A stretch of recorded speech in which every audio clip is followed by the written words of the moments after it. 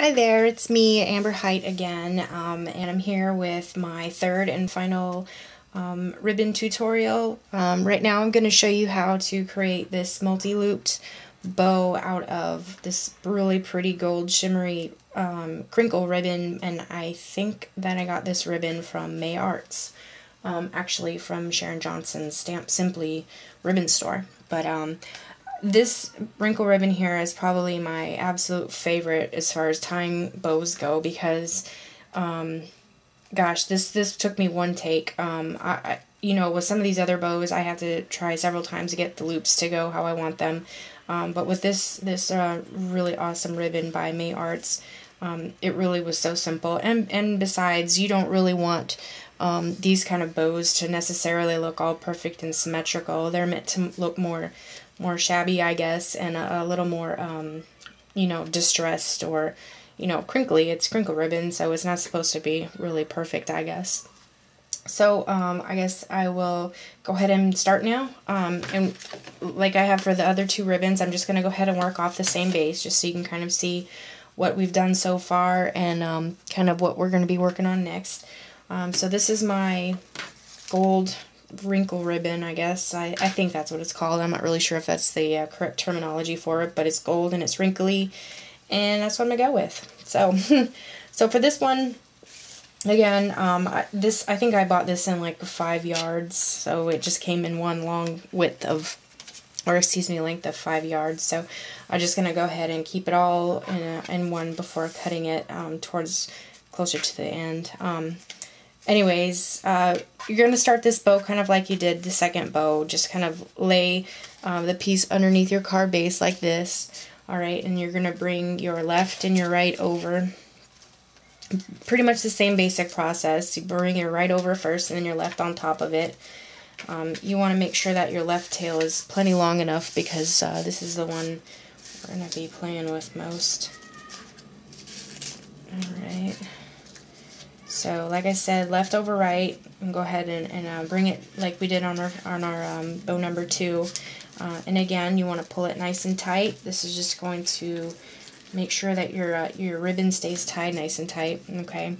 And then same thing. You're going to take your middle finger, put it over the middle where your ribbon intersected.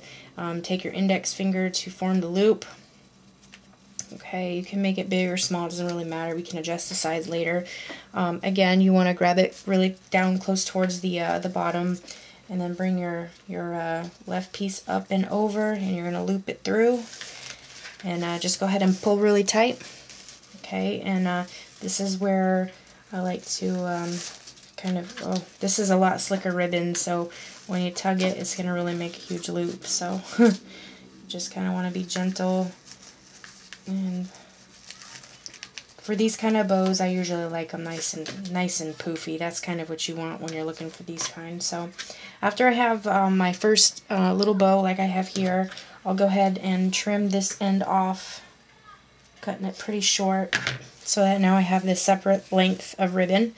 And I'll go ahead and cut this off too, just so it doesn't get in my way.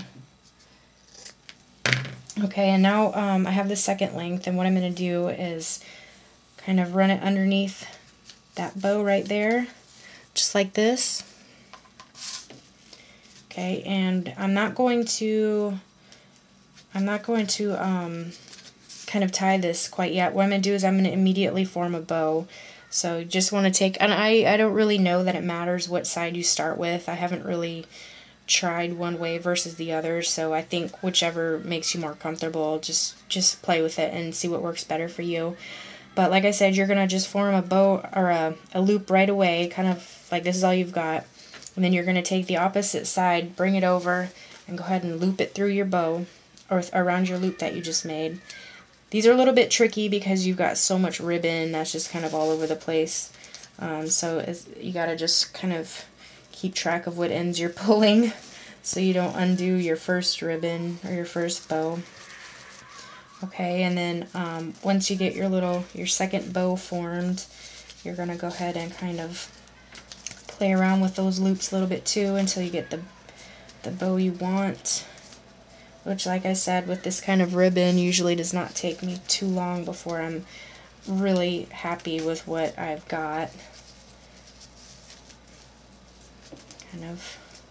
you can kind of see how I did that, and already I'm very pleased with how it turned out. It's kind of all over the place, and it's big and poofy, and these kind of bows really make me happy. Alright, so at this point I'm going to go ahead and trim off my ends again. And just like all my other bows, I like to cut them short. I'll kind of trim this guy over here again. And there's my third bow.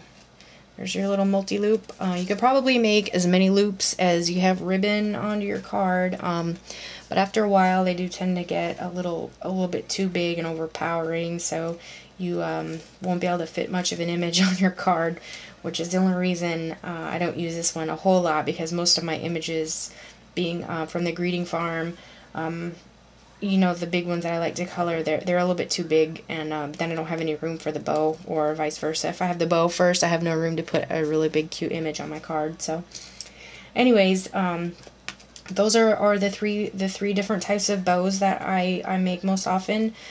Sometimes I'll just knot my ribbon instead of tying it in a bow, but I don't really do that very often. Even on masculine cards, if I'm putting ribbon on there, they're just gonna get a bow, dang it. So anyway, that's all I have for you today, and I hope you enjoyed all of the tutorials, and if you have any questions at all, please just let me know. Thank you.